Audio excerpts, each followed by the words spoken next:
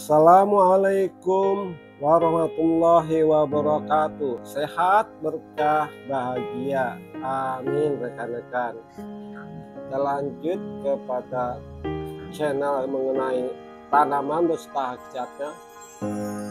Sekarang itu kita lihat bunga sepatu yang sudah dikenal oleh kita sendiri, yaitu sebagai tanaman hias, pelindung, hias rumah. Di samping itu banyak beberapa manfaat untuk tubuh kita yang jarang diketahui orang. Tanaman ini daunnya bentuknya bulat terus, lebar dan menyempit di ujungnya serta meruncing.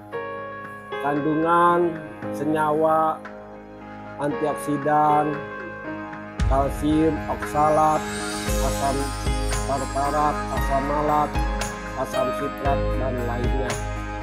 Ini merupakan kegunaannya, yaitu manfaatnya obat batuk, infeksi, sariawan, gondok, rontok, energi, kesehatan kulit, dan menjaga penurunan badan. Bisa digunakan bunganya bentuk teh ya, yaitu kegunaan antioksidan, lawan peradangan, tekanan darah, kolesterol, berat badan. Terima kasih.